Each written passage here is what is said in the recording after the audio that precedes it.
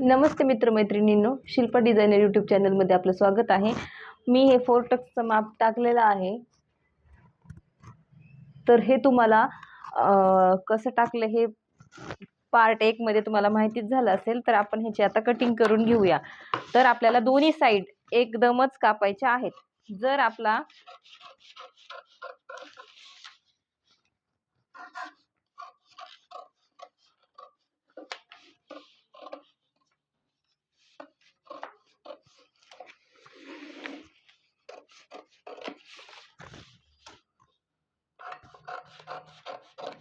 फक्त आपल्याला पाठीमागलचा मोंढा इतकंच कट करायचा आहे। हे बघा। आणि आता आपल्याला काय करायचं आहे की हे सेंटर मधून आपल्याला दोन्ही साइड बाजूला काढून घ्यायचे आहेत। त्या अगोदर आपल्याला हे गळ्याचं मार्किंगला कट करून घ्यायचं आहे।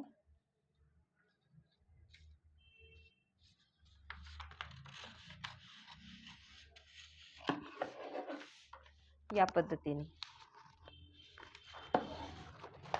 हा आपला फ्रंट आहे। तर आपण अगोदर फ्रंटची कटिंग करून घेऊ आणि नंतर बॅक कडे वळू। तर हा बघा आपला ह्या ठिकाणी फ्रंटचा मोंढा सुद्धा कट करून घ्यायचा आहे। काहीही विसरायचं नाही, शांत डोक्याने कट करून घ्यायचा आहे आणि वारंवार प्रॅक्टिस करून आपलं स्किल सुधारून घ्यायचं आहे।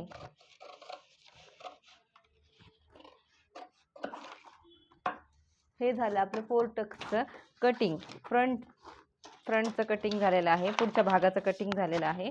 त्याच पद्धतीने आपल्याला पाठीमागच्या भागाचं कटिंग करायचं आहे, पण ह्यामध्ये थोडेसे चेंजेस आहेत, ते तुम्ही लक्षपूर्वक बघून घ्या। या ठिकाणी आपल्याला उंचीमध्ये पाठीमागलच्या उंचीमध्ये हे बॅक साइड आहे, बॅकच्या उंचीमध्ये आपल्याला अर्धा इंच कट करून घ्यायचं आहे। हे IMP करून नोट करून ठेवा की पाठीमागलच्या साइडमध्ये आपल्याला अर्धा इंच कट करून घ्यायचं आहे। त्यानंतर आपण जे इथे कट मारलेला आहे, आपला 2.25 इंच आपण घेतलेला आहे ना गळा रुंदी, त्या ठिकाणी आपल्याला आता पाठीमागलच्या साइडचं जे आपली गळा असेल तो घ्यायचा आहे। किती आहे आपला गळा? 10 इंच। तर आपल्याला 10 इंचाला खून करून घ्यायचे आहे। आपल्याला ज्या पद्धतीने डीप पाहिजे त्या पद्धतीने डीप करू शकता, 3, 3.5, 2.5, ज्या कस्टमरला जसा योग्य वाटतो तसा तुम्ही यामध्ये डीपनेस वाढवू शकता। आणि हे बघा, हे असा चौकोनी खप्पा करून या खप्प्यामध्ये तुम्हाला हवा तो आकार तुम्ही देऊ शकता। मी सध्या गोल देत आहे आणि हा घातल्यानंतर इतका मस्त दिसतो ना गोल आकार या पद्धतीने केल्यावर। आणि शोल्डर उतरायचे चान्सेस खूप कमी असतात यामध्ये। हे बघा, तर आपला वेस्टेज भाग आपण बाजूला करणार आहोत। आणि यामध्ये आणखीन एक टिप्स आहे, हा व्हिडिओ नक्की शेवटपर्यंत बघा। तुम्हाला ह्या छोट्या टिप्स मिळणार आहेत, ज्याने तुम्हाला जे काखेमध्ये घोळ येतो तो घोळ सुद्धा येणार नाही। डीप नेक असेल, 10 च्या नंतर जो नेक येतो ना, त्यामध्ये आपल्याला शोल्डरच्या मतलब मोंड्याच्या साईडने, फिटिंगच्या साईडने आपल्याला अर्धा ते पाऊण इंच आपल्याला तो भाग कट करून घ्यायचा आहे। आणि यामध्ये सुद्धा खालच्या साईडने सुद्धा थोडासा कट करून घ्यायचा आहे, जेणेकरून आपले ब्लाऊज एका साईडने खाली लोळणार नाही, म्हणजे खालच्या साईडला झुकाव कमी होईल। हे आहे आपली 4 टक्सची परफेक्ट कटिंग। 4 टक्सची परफेक्ट कटिंग झालेली आहे। यामध्ये जर कुणाला काही अडचण आली तर ते मला कमेंटद्वारे कळवा। आणि आपल्याला आता भाई करायची आहे। आपण लॉंग भाईला पण तेच मेजरमेंट ठेवू शकतो, शॉर्टला पण तेच ठेवू शकतो। या ठिकाणी आपली भाई आहे 9.5 इंचाची भाई आहे। जर कोणाला भाईचा व्हिडिओ पाहायचा असेल तर आपल्या शिल्पा डिझायनर यूट्यूब चॅनलमध्ये जाऊन तो व्हिडिओ पाहू शकतात। यामध्ये आपण डायरेक्ट आता लॉंग भाईचं माप टाकणार आहोत। तर आपला हा पेपर कमी पडतोय तर आपण दुसऱ्या पेपरवर ॲडजस्ट करू घेऊ शकतो। तर हे बघा, आपली ही उंची आहे 9.5, तर आपल्याला 10 इंचाचं उंची पाहिजे, तर आपण अर्धा इंच वाढवणार आहोत। यामध्ये आपल्याला बॅक साईडचा पार्ट घ्यायचा आहे, कारण मी बॉडी मेजरमेंट घेतले असल्यामुळे माझ्याकडे आता रुंदी नाही आहे ना, बाहेर रुंदी कशी घ्यायची, तर हे आपला प्रॉब्लेम हा इथं सॉल्व्ह होतो.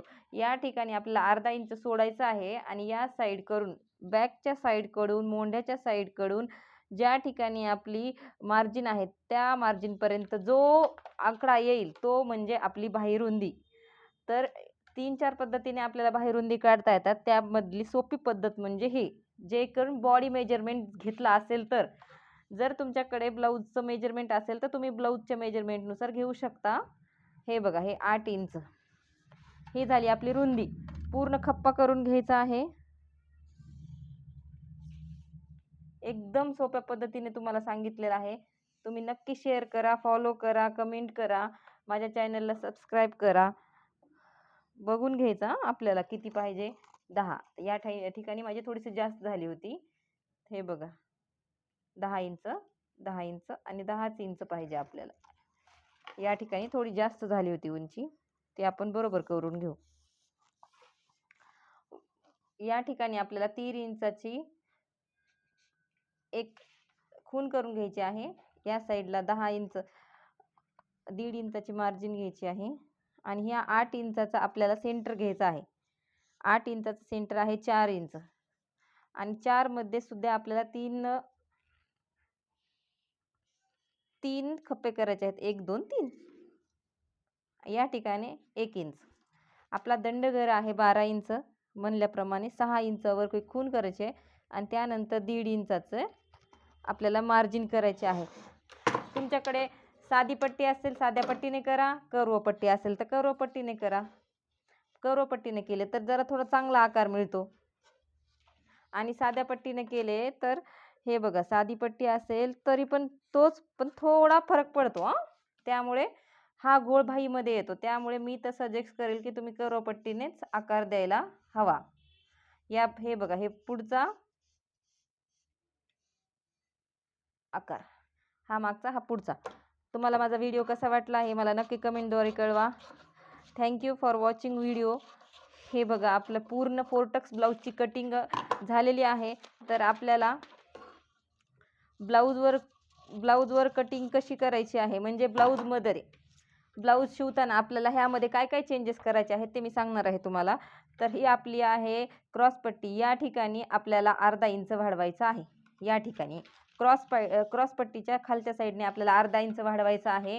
त्याचप्रमाणे आपल्याला हे मेन पॉईंट आहे तर त्याच्यामध्ये ह्या ठिकाणी अर्धा इंच वाढवायचं आहे ह्या साईडनं आणि ह्या साईडनं सुद्धा आपल्याला अर्धा इंच वाढवायचं आहे इकडल्या साईडनं.